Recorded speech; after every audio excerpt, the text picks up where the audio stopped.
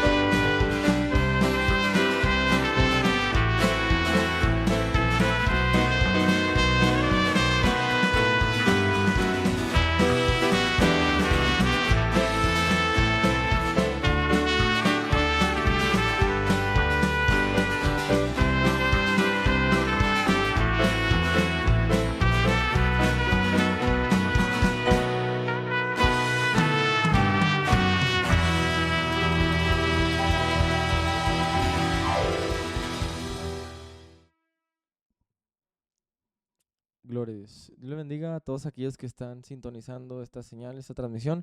Les invitamos que se queden, comparta la transmisión, comparta el video, la publicación para que más personas escuchen la palabra de Dios en este día. Hoy hablaremos de algo muy importante que es acerca de la nueva generación de creyentes, la nueva generación de siervos de Dios. Cómo se vivió las nuevas generaciones en la Escritura y cómo se están viviendo las nuevas generaciones hoy en día. Porque recordemos que siempre va a haber nuevas generaciones. El hombre tiene cierto límite de edad en donde llega a su vejez, muere y alguien más entra como sucesor del lugar que ocupaba esa persona, ese anciano, esa persona de edad avanzada cuando muere. Entonces, es el ciclo de la vida que cuando una persona muere, alguien ocupa ese lugar que tenía esa persona en cuanto, vamos a decir, en cuanto servicio a Dios. Lo vimos, por ejemplo, con Moisés. Moisés, vamos a decir, su siguiente generación fue Josué, en donde Moisés murió. Bueno, Dios se lo llevó. Y Josué entra a ocupar ese lugar. Entonces, vemos diferentes pasajes bíblicos en donde las nuevas generaciones se hacen presentes y en donde podemos ver cómo es ese nuevo caminar de las generaciones. A veces es malo, a veces es bueno. Vamos a verlo conforme a la luz de la Escritura. Pero vamos a tomar como cita base Jeremías 6:16. Es una cita muy conocida por el pueblo de Dios, por el pueblo cristiano. Y es una cita que nosotros debemos de tener siempre presente, siempre en nuestro corazón, para no desviarnos de la palabra, para no desviarnos y querer traer algo nuevo, querer traer algo distinto a lo que viene en la palabra. Dice Jeremías 6:16. Así dijo Jehová: paraos en los caminos y mirad. Preguntad por las sendas antiguas, cuál sea el buen camino, y andad por él, y hallaréis descanso para vuestra alma. Mas dijeron: no andaremos. Antes de comenzar ya de lleno con la palabra, me gustaría hacer una oración. Si usted está ahí en su casa, acompáñeme a hacer una oración para que todo lo que se hable en esta transmisión, en este día, sea conforme a la Escritura, a la palabra de Dios. Gracias, Señor, te damos por tu misericordia, por tu bondad. Gracias, Señor, porque tú me permites estar aquí impartiendo tu palabra. Te ruego que tú tomes mi mente, mi corazón. Quita todo pensar humano, Señor, toda ideología humana, Señor, que sea hecha a un lado ante tu preciosa palabra. Y que lo único que se exponga, lo único que se hable, sea, Padre Santo, tu Escritura, lo que tú dejaste establecido. Te doy gracias y te doy la gloria y la honra. En el nombre poderoso de tu Hijo amado Jesucristo de Nazaret. Amén. Aleluya. Gloria a Dios. Entonces aquí nos dice en el profeta Jeremías que les exhortaba para que dijeran: bueno, párate en los caminos y pregunta cuál es la senda antigua, haciendo referencia a lo que se vivía antes, lo que era antes de ti. Pregunta por esa senda y anda por ella, cuál sea el buen camino y anda por él.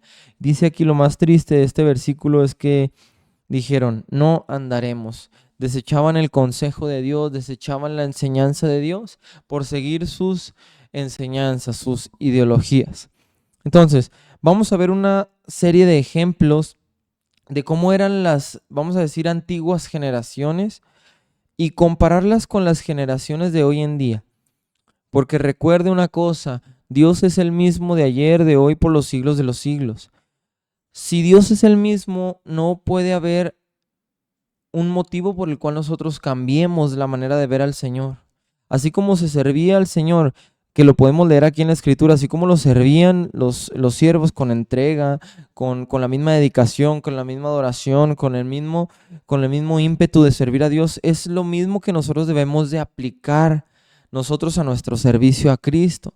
Ciertamente algunas cosas han cambiado, por ejemplo en la ley, los sacrificios. En la ley ya no se puede matar a una persona que antes se mataba porque pecaba. Entonces hay ciertas cosas que se han cambiado, pero la entrega al Señor, la reverencia al Señor, el caminar en Cristo debe ser el mismo. No debemos de cambiar nuestra manera de ver a Dios porque ha cambiado los tiempos o porque han cambiado las generaciones. Entonces vamos a comenzar con los sacerdotes. Vamos a ver por aquí dos puntos principales o dos ejemplos. Primero vamos a comenzar con los sacerdotes. ¿Qué pasaba cuando se estaba escribiendo apenas Éxodo, en el cual Moisés fue autor de ese libro? Cuando se estaba escribiendo el libro de Éxodo, bueno, pues el Señor le revela a Moisés cómo es lo que el Señor quiere para él, cómo es eh, sus requerimientos, los requisitos que deben de seguir los sacerdotes, qué es lo que deben de hacer. Y luego dice en el Éxodo 28:31, Éxodo 28:31.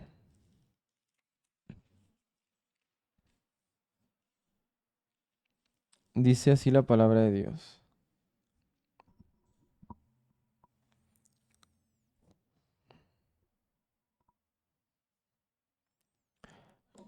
Dice, harás el manto del efod todo de azul, y en medio de él, por arriba, habrá una abertura, la cual tendrá un borde alrededor de obra tejida, como el cuello de un coselete, para que no se rompa. Y en sus orlas harás granadas de azul, púrpura y carmesí alrededor, y entre ellas campanillas de oro alrededor, una campanilla de oro y una granada, otra campanilla de oro y otra granada, en toda la orla del manto alrededor. Y estará sobre Aarón cuando ministre, y se oirá su sonido cuando él entre en el santuario delante de Jehová, y cuando salga, para que no muera. Harás además una lámina de oro fino y grabarás en ella como graduadura de sello santidad a Jehová. Entonces, ¿a dónde quiero llevar este punto de esta escritura? El Señor les ponía una serie de cosas que debería de hacer específicamente el sacerdote que iba a entrar a presentarse delante de Jehová. Dice, bueno, vas a hacer esto de este color, vas a hacer lo otro, ponerle esto, vas a hacer por aquí, vas a hacer por allá. Les dio muchísimos requisitos a los sacerdotes. Y si el sacerdote quería estar bien y quería no morir, porque dice, para que no muera. Entonces tenía que cumplir todo al pie de la letra para no morir, para entrar al lugar santísimo a hablar con el Señor y que no muriera aquel sacerdote. Y luego dice en el 36 que va a ser una grabadura que diga santidad a Jehová.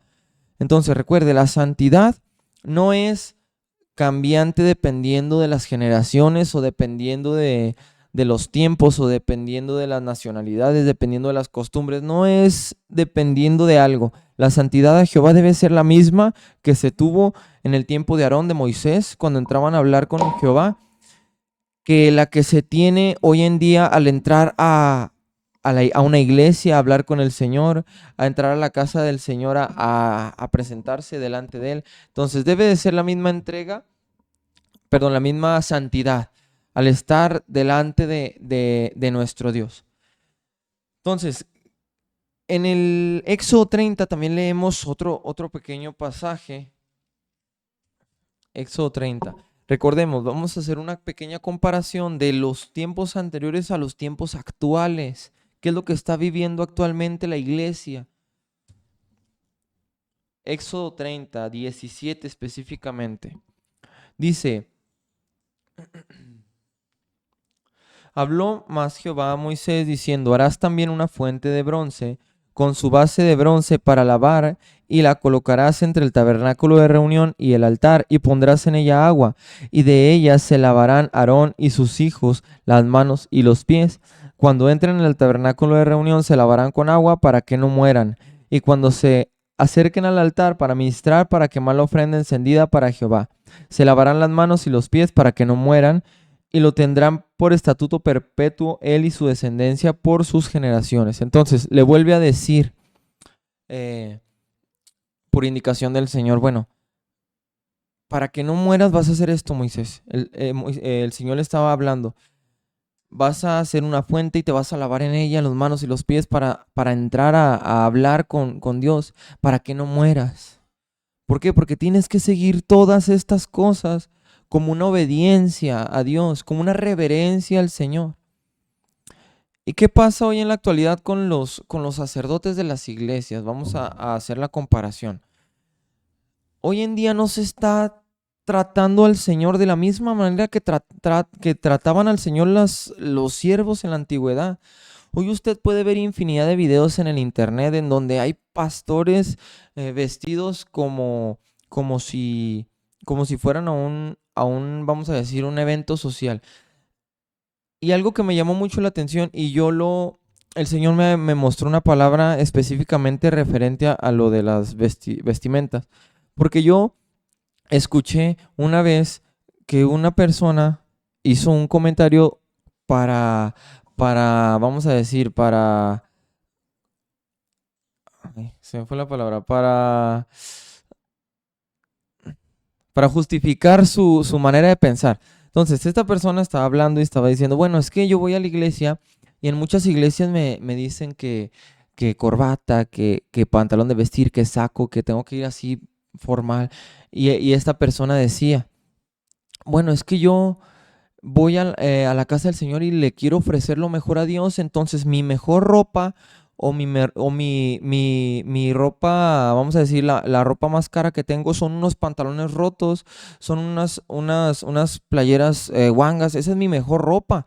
Decía esta persona, esa es mi mejor ropa que yo, y por eso la traigo a la iglesia, porque para mí es la mejor ropa y le quiero ofrecer lo mejor al Señor.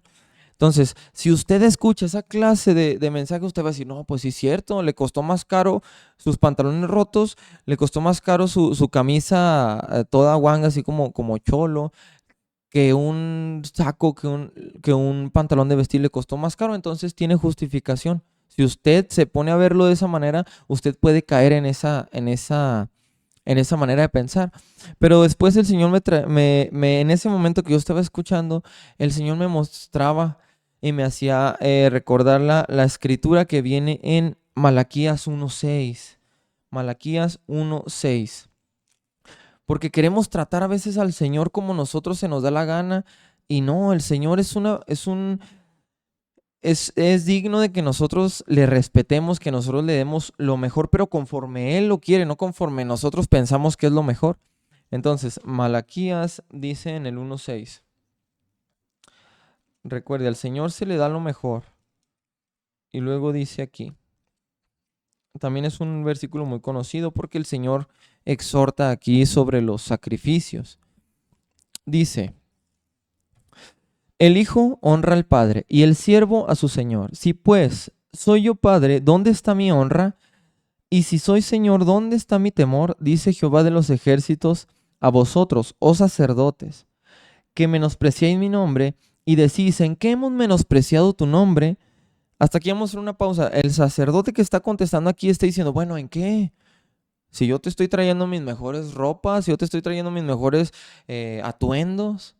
Y luego dice el Señor, bueno, en que ofrecéis sobre mi altar pan inmundo. Y dijiste, ¿en qué te hemos deshonrado? En que pensáis que la mesa de Jehová es despreciable. Y cuando ofrecéis el animal ciego para el sacrificio, no es malo. Asimismo, cuando ofrecéis el cojo o el enfermo, no es malo. Preséntalo. Aquí está lo que el Señor me ponía como que énfasis. Decía, preséntalo pues a tu príncipe. ¿Acaso se agradará de ti o le serás acepto? Dice Jehová de los ejércitos. Entonces, nosotros vamos a imaginarnos, si nosotros vamos a ir a un evento, vamos a decir, de etiqueta. En muchos lugares, cuando nos invitan a un evento, dice ahí, tiene que ser formal, es de etiqueta. Y si usted no va de etiqueta, no puede entrar. Entonces, ¿por qué nosotros queremos hacer pensar que Dios va a recibir algo que el mundo a veces no recibe, que las autoridades del mundo no reciben? Si usted se va a presentar delante de una persona importante en esta tierra, usted no se puede presentar con los pantalones rotos diciendo la excusa, no, es que es mi mejor ropa, es que es mi mejor atuendo. No, le van a decir, no, salte de aquí porque no estás conforme al lugar. Y el Señor nos dice de la misma manera, bueno, a ver, preséntate así como vas. Le dice a todos aquellos pastores, todos aquellos que quieren servir a Dios como se les da la gana, vistiéndose como se les da la gana. Incluso esta persona decía que los tatuajes no eran malos porque era adornar el cuerpo y el cuerpo era como para cuidarlo y sacaba unas cosas de contexto que si lo escucha cualquier persona va a decir, bueno, es que sí es cierto.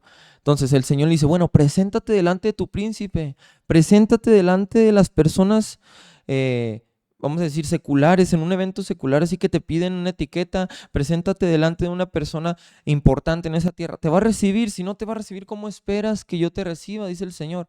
Entonces, usted debe de dar lo mejor al Señor conforme al Señor lo pide, conforme el Señor lo quiere. Y luego dice, veíamos que el Señor les pone una serie de requerimientos para entrar a hablar con Él. Bueno, te vas a lavar, te vas a vestir así, te vas a hacer esto y esto y esto. ¿Y qué nosotros hacemos a lo que el Señor nos pide? Decimos, no, sí, Señor, voy a hacerlo para entrar contigo, voy a hacerlo para entrar a hablar contigo. O decimos, ay, Señor, mejor no entro, mejor no quiero servirte porque son muchos requisitos, mejor no quiero porque es mucho dedicación, es mucho esfuerzo. ¿Qué le dijo el Señor a Josué? En Josué 1, bueno, esfuérzate y sé valiente. Le dijo 4 veces, esfuérzate y sé valiente.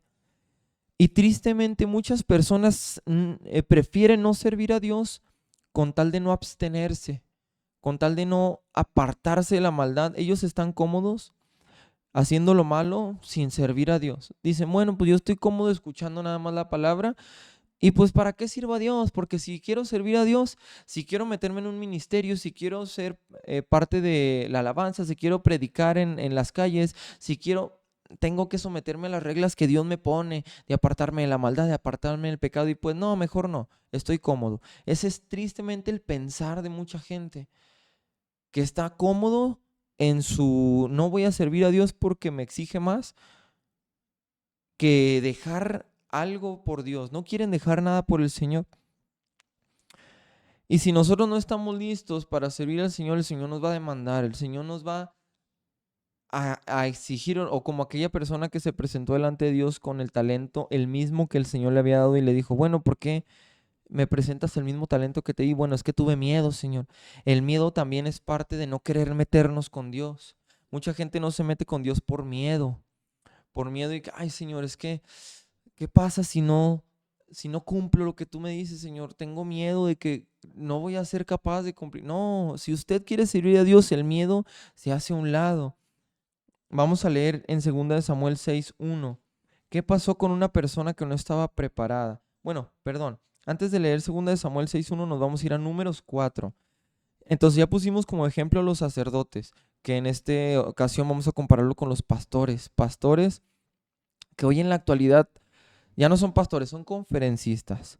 Entonces Dios les va a exigir a ellos y les va a demandar por qué no guardaron la presencia del Señor, por qué no guardaron el nombre de Jehová como lo mandó aquí la escritura a mandarlo, a guardarlo. Entonces, vamos a Números 4. Aquí en Números nos habla ahora de los levitas. Los levitas que eran encargados de los instrumentos, que eran encargados de, de varias cosas. Vamos a leerlo aquí. Números 4:5. Dice, cuando haya que mudarse el campamento, vendrán Aarón y sus hijos y desarmarán el velo de la tienda y cubrirán con él el arca del testimonio y pondrán sobre ella la cubierta de pieles de tejones y extenderán encima un paño todo de azul y le pondrán sus varas. Sobre la mesa de la proposición extenderán un paño azul y pondrán sobre ella las escudillas, las cucharas, las copas, los tazones para libar y el pan continuo estará sobre ella. Y extenderán sobre ella un paño carmesí y lo cubrirán con la cubierta de pieles de tejones y le pondrán sus varas. Tomarán un paño azul y cubrirán el candelero del alumbrado y sus lamparillas, sus despabiladeras, sus platillos y todos sus utensilios del aceite con que se sirve. Y lo pondrán con todos los utensilios en una cubierta de pieles de tejones y lo colocarán sobre unas parihuelas. Sobre el altar de oro extenderán un paño azul y lo cubrirán con la cubierta de pieles de tejones y le pondrán sus varas.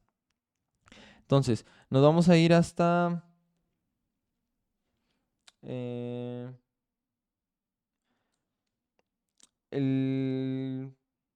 13, seguimos ahí. Y quitarán la ceniza del altar y extenderán sobre él un paño de púrpura y pondrán sobre él todos sus instrumentos de que se sirve, las paletas, los garfios, los braseros y los tazones, todos los utensilios del altar y extenderán sobre él la cubierta de pieles de varas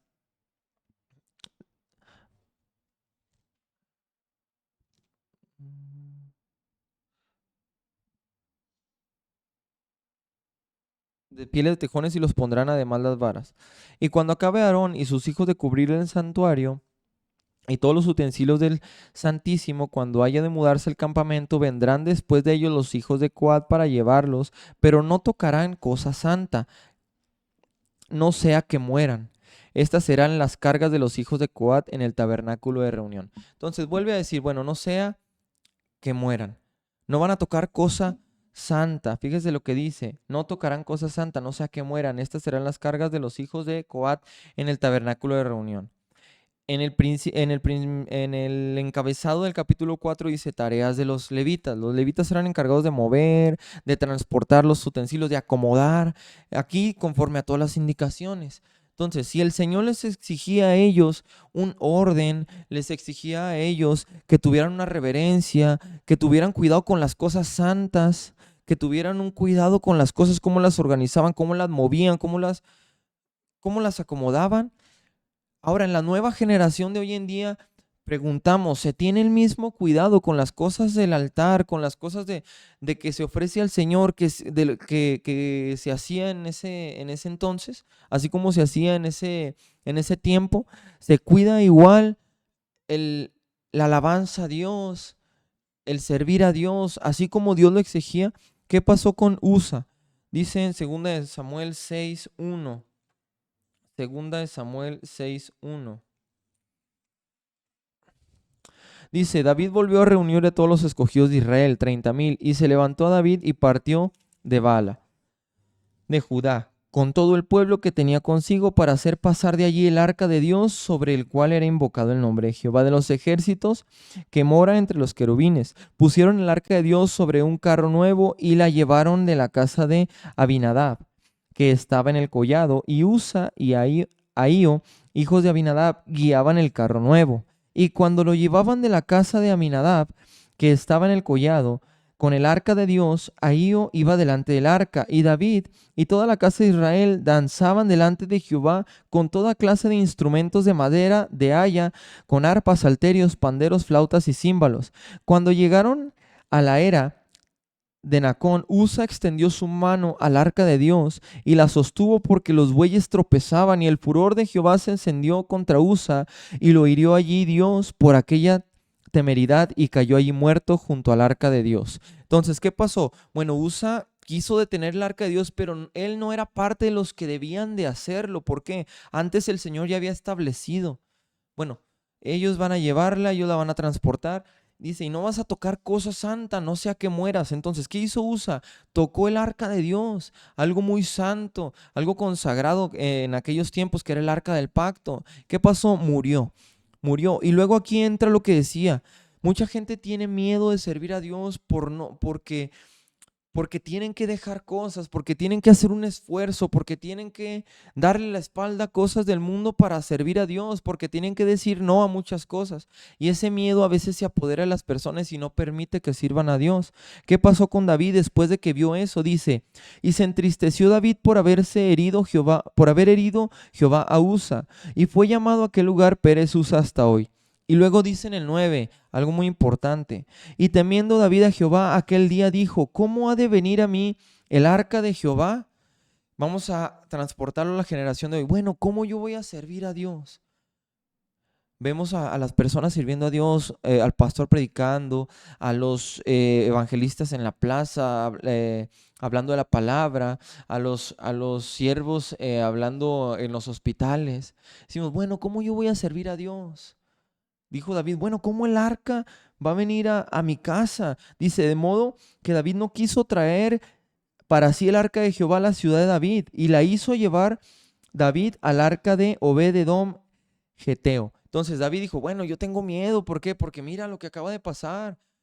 Bueno, que el arca no entre a mi casa hoy. Dijo, bueno, mejor vamos a mandarla allá donde Obed-edom. Y luego dice, y estuvo el arca de Jehová en casa de Obed-edom Geteo 3 meses. ¿Y qué pasó? Vamos a ver qué pasó cuando el arca estuvo ahí. Dice, y bendijo Jehová a Obed-edom y a toda su casa. Entonces, a veces el temor nos impide que nosotros nos metamos con Dios. A veces el temor nos impide que nosotros sirvamos a Dios. El miedo por no saber cómo vamos a a nosotros a dejarnos guiar por el Espíritu Santo. Nos da miedo y no sabemos. Pero déjeme decirle que si usted vence ese miedo y sirve al Señor, le va a pasar lo que pasó con Obed-edom, que puso su casa para que se almacenara el arca. ¿Qué pasó? Dios lo bendijo. Si usted sirve a Dios y vence ese miedo, Dios lo va a bendecir. Dios va a usar su vida para ser de bendición. Entonces no deje que el temor, no deje que los dardos del enemigo, no deje que las situaciones, si usted ve que alguien cayó, si usted ve que el Señor trató con alguien que estaba en pecado y sirviendo a Dios, así como en este ejemplo que Dios trató con Usa y lo mató por haber metido su mano en el arca.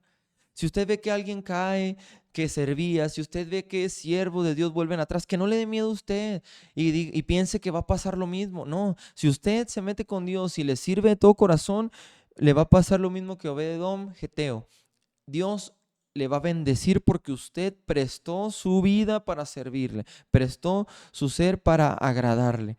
Entonces, nosotros debemos de vencer ese miedo. Y ese miedo debe estar, bueno, no debe ser miedo, debe ser temor a Jehová únicamente. No miedo a cómo vamos a servir a Dios o qué va a pasar si nosotros servimos a Dios y cómo vamos a dejar lo que nos gusta y nos impide servir a Dios. No, ese miedo debe transformarse en temor a Dios para que el Señor nos ayude a dejar todo lo que nos estorba. Y ese mismo temor nos va a hacer que la gracia de Cristo, como dijo Pablo en Romanos 6, que la gracia de Cristo nos ayude a dejar atrás el pecado y no abusar de la gracia. Recuerde, porque los sacrificios terminaron cuando vino la gracia. Se acabaron los corderos, los sacrificios de los corderos, se acabaron el pagar con vida cuando una persona era sorprendida en pecado. Se acabaron muchas cosas de esas en la ley, pero no significa que podemos hacer lo que nosotros queramos. Dijo Pablo, ¿qué pues diremos? ¿Perseveraremos en el pecado para que la gracia abunde? Entonces no podemos nosotros abusar de que entramos a la gracia, de que en la generación nueva estamos en gracia y abusar de que la gracia está para nosotros seguir pecando y seguir haciendo. No. La gracia es para que nosotros aprovechemos que el Espíritu Santo está con nosotros. La gracia es para que nosotros sepamos que ahora podemos entrar con Cristo al lugar santísimo por medio de Cristo, de que nosotros podemos convivir en la casa del Señor con su presencia. La gracia es para aprovechar tantas cosas que el Señor nos dio a través de su venida y de su muerte, no para que aprovechemos y vivamos en pecado. Entonces, comparamos de nuevo las generaciones. La generación antigua tenían un respeto por Dios, en donde se exigía, se demandaba santidad, donde no podían entrar a ver al Señor si no era con un atuendo especial. Y ahora, ¿podemos entrar a ver al Señor con cualquier atuendo? No, porque el Señor nos dice, bueno, preséntate a tu príncipe con ese atuendo, preséntate a tu gobernante con ese atuendo, preséntate a tus autoridades con ese atuendo. ¿Te van a recibir? No, si ellos no lo hacen, el Señor no lo va a hacer tampoco. Y por último, para terminar, dice en Hebreos 13:15. También recuerde que en Jueces, después de que murieron Moisés y Josué, dice la palabra que se levantó una generación que no conocía al Señor. No conocía la obra que había hecho el Señor, no conocía la historia del pueblo de Israel con Dios. Y por lo tanto, si no conocían, pues no iban a tener una reverencia por el Señor. Ahora la pregunta con la que cerramos: ¿qué generación estamos preparando para el futuro? No sabemos cuándo Cristo va a venir. Si Cristo no viene, los grandes predicadores van a morir. Van a morir los predicadores que conocíamos de sana doctrina, el doctor Bolaines, el doctor Josué Irión. Si el Señor no viene, en unos cuantos años van a morir ellos, van a ser llevados a la presencia del Señor. Todos aquellos que predican la sana doctrina van a ser levantados. ¿Qué generación es la que va a seguir? ¿Una generación light o una generación sin reverencia? Porque como le decía al principio, si usted se mete a ver cualquier video de internet, hoy difícilmente vemos pastores vestidos decentemente delante de un púlpito, predicando santidad, predicando consagración. Hoy ya vemos conferencistas en playera, jeans y tenis hablando de motivación. ¿Esa es la nueva generación? Nos preguntamos. ¿Esa es la nueva generación que nos está esperando para cuando el Señor levante a sus siervos?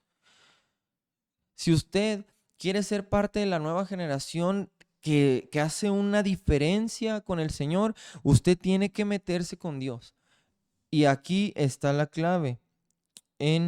Dijimos, la clave está en Oseas, pero vamos a leer antes en Hebreos 13:15. Hebreos 13:15. Entonces, ¿qué generación viene en los próximos años si Cristo no viene? ¿Qué generación nos espera? Nosotros tenemos que hacer la diferencia. Si Cristo no viene, debemos de seguir predicando como se predicaba desde la escritura, desde cuando se estaba escribiendo su palabra.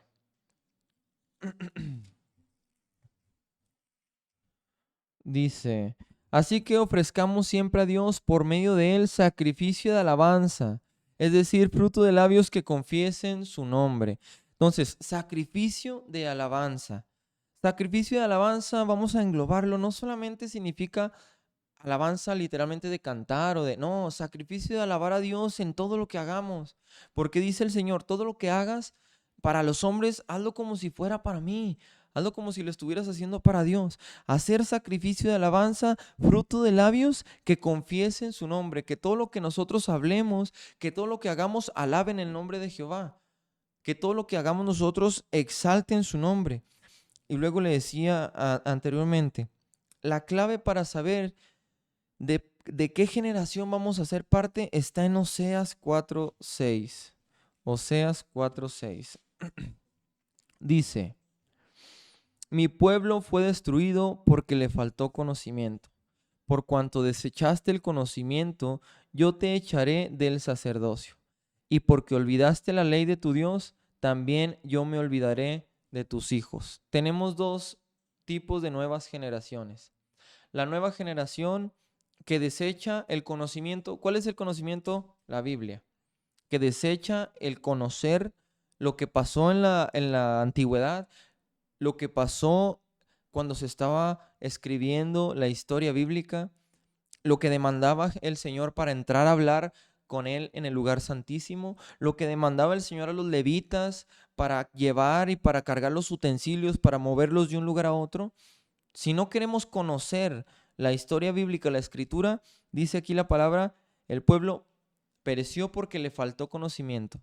Si usted no se empapa del conocimiento bíblico, va a ser parte de la generación light, de la generación que no tiene reverencia a Dios, de la generación que le da igual presentarse con un arete, con un tatuaje, con unos jeans rotos delante de Dios, de la generación que le da lo mismo tener una iglesia que parece discoteca, que parece antro, que parece reunión social, en donde se va a escuchar una conferencia y sales muy motivado, pero sales frío. Esa es la generación que está preparándose si no se conoce la escritura. Pero si usted se empapa de la escritura, si usted se llena de la escritura, usted va a ser de la generación que aún para ponerse una corbata dice, bueno, yo lo voy a hacer porque quiero verme elegante para ti, Señor. Bueno, yo voy a ir y quiero escuchar tu palabra, no quiero motivarme, no quiero escuchar un sermón motivacional. Quiero que tú mates mi carne para que mi espíritu se vivifique, para que mi espíritu crezca, para que mi alma se llene. Que no van a escuchar y van a salir motivados para llegar a su casa viendo qué es lo que pueden ser exitosos, qué es lo que pueden sobresalir. No, vamos nosotros a presentarnos delante de Dios para que nuestra carne se lastime, se muera, se termine, para que nuestro espíritu sea el que se alimente. Esa es la nueva generación que debemos estar preparados.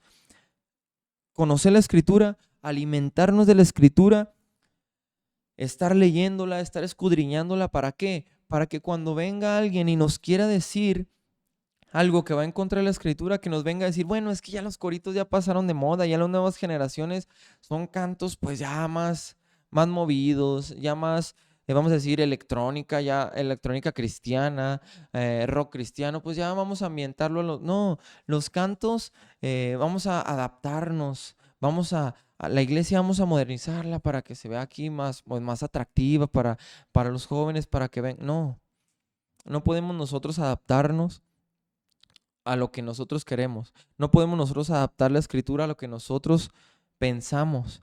La escritura no es para adaptarse. Nosotros nos debemos de moldear, nos debemos de adaptar a su palabra, a la escritura. Que si Dios le decía, bueno, vas a poner un letrero que diga santidad a Jehová, esa misma santidad debe ser la que está en su casa, la que está en su iglesia. Así es que nos preguntamos, ¿qué generación estamos preparando para el futuro? Le recuerdo nuevamente, un día, si el Señor no viene, los predicadores que conocemos de sana doctrina van a morir y tiene que haber alguien que va a suceder esa generación. Tiene que haber alguien que va a tomar el lugar de aquellos grandes predicadores. La pregunta, ¿aquellos jóvenes serán parte de esos jóvenes igual que crecieron en la misma escuela de predicación dura, de predicación de exhortación, o serán parte de los predicadores motivacionales? ¿Qué generación queremos para el futuro? Pero solamente una es la verdadera. ¿Por qué? Porque el Señor aquí lo estableció. Santidad a Jehová. Y no podemos desviarnos de lo que el Señor nos pide, de lo que el Señor nos enseñó. Entonces, con eso concluimos esta palabra. Mandamos saludos a los que estuvieron por ahí conectados. La hermana Lilia Sánchez, le mandamos un saludo, que estuvo por ahí comentando la transmisión. La hermana Verónica Rivas, que también estuvo por ahí comentando. Todos aquellos que estuvieron conectándose a lo largo de esta hora de transmisión. Le invitamos que comparta el video, envíeselo a un familiar, envíeselo a un conocido, alguien que tal vez está en una iglesia en donde se ha perdido la reverencia. Si usted tiene a lo mejor un conocido que es pastor y que ha perdido la reverencia y que ha empezado a meter a la iglesia cosas que no van conforme a la palabra, pues envíele para que a lo mejor el Señor toque su corazón y le haga cambiar y le haga volver a la senda antigua, como leíamos en Jeremías 6. Volver a la senda antigua. Paraos en los caminos y preguntad cuál es el buen camino. Ese es el que debemos de andar. Entonces nos despedimos, le recordamos todos los sábados en punto de las 7 de la tarde con un programa hablando de la escritura, solamente la escritura. Recuerde que aquí la ideología humana, el pensamiento humano se hace a un lado. Se hace a un lado ante lo que el Señor dejó establecido, ante lo que el Señor dijo. Nos vemos el siguiente sábado y le mandamos saludos de la Iglesia Jesucristo es mi Rey. Dios les bendiga.